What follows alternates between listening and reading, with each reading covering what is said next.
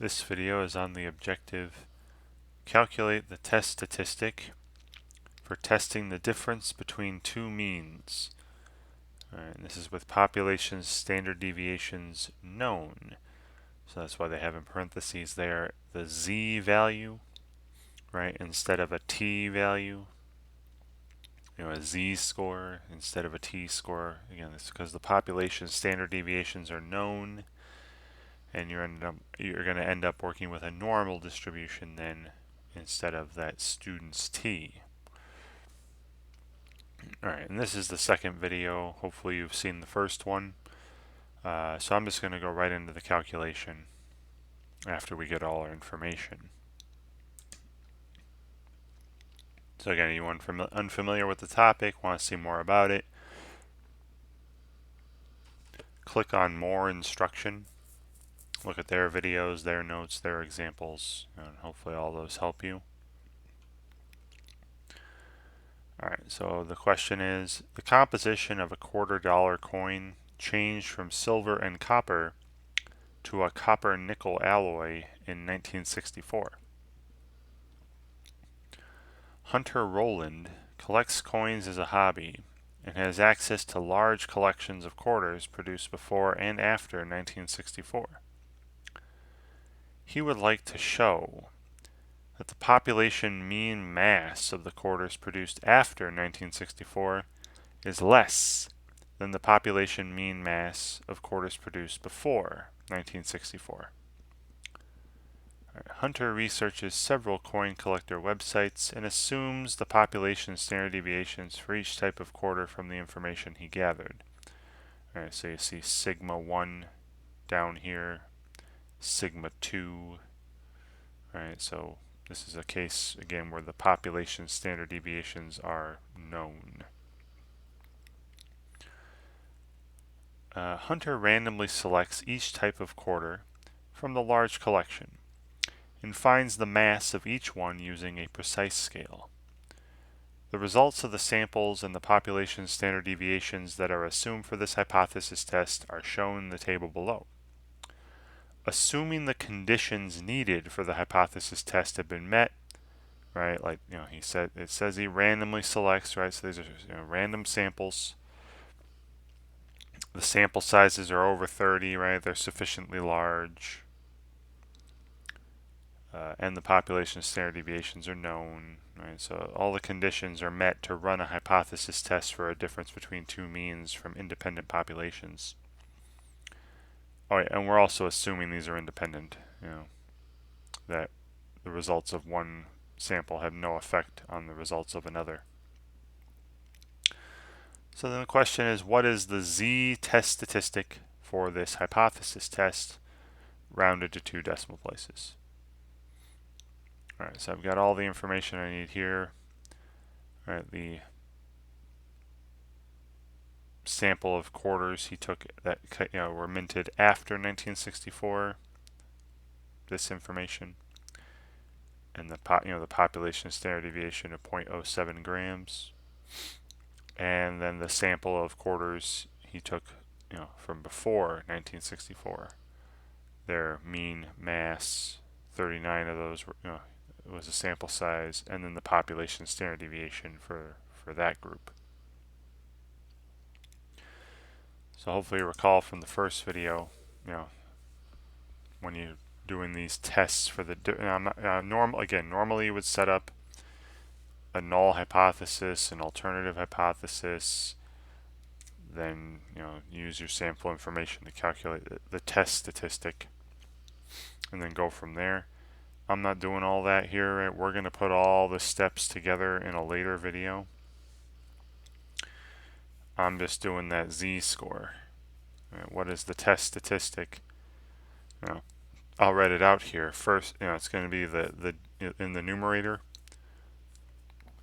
What's the difference in our sample means?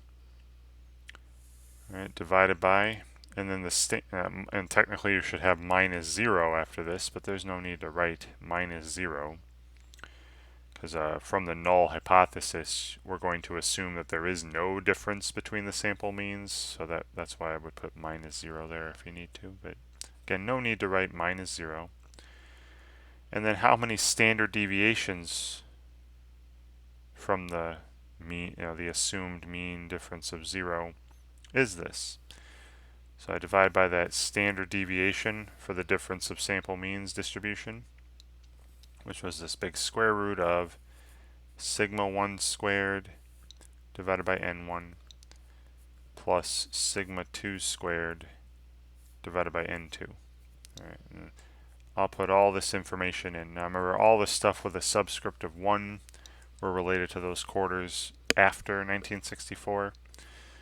All this stuff with a subscript of 2 were related to the quarters before 1964. Alright, so we have in the numerator, the first average, the average for those average mass for the quarters, the sample of quarters he took after 1964 was 5.648 grams minus, and then the average mass for the group of quarters he took before 1964 was 6.191 grams. Right, so that's the numerator divided by, and then the standard deviation for the difference between sample means from independent samples, sigma 1 squared, right, so 0.07 squared, divided by the first sample size, n1, right, divided by 37, pardon me, plus, and then sigma 2, right, 0.086 squared divided by n2, 39. And just make certain that all of this is inside the square root when you go to calculate it, right? So I'm going to enter all this stuff. So in parentheses in the numerator, 5.648 minus 6.191. Alright, there's the numerator divided by, and then that standard deviation, the square root. Now if you have an older one, you might have to put, set up some parentheses inside the square root to make sure all this stuff ends up in the square root symbol. But I've got 0.07 squared divided by 37 plus 0.086 squared divided by 39. And notice how in my calculator, the square root bar extended, so this is all underneath that square root, which is what I want. So, yikes. Right. Negative 30.26 if I round to 2 decimal places. Okay. And I'm just going to make sure that I actually entered this right. That seemed, because a z-score of negative 30.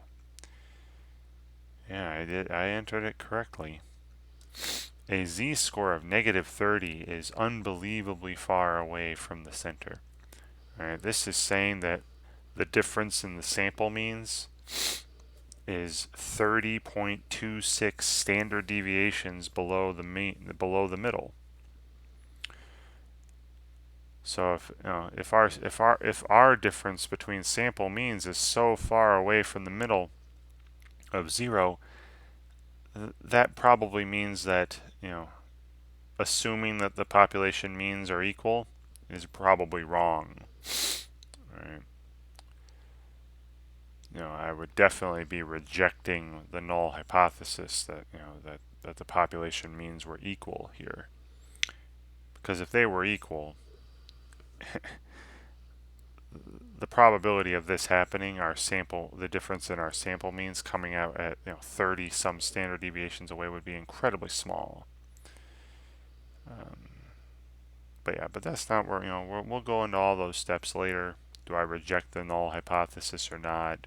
What kind of conclusion do I write? We'll get to that later. We're just asked to enter the z-score here, right?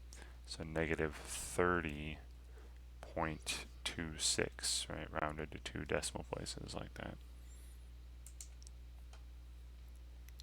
And again, they go through this to show you that in the answer explanation, the same calculation I put in. All right. Okay, so hopefully watching me do this, looking at the more instruction, reading the answer explanations when they come up, hopefully all this stuff helps you out when you're working on this material on your own. And thanks for watching.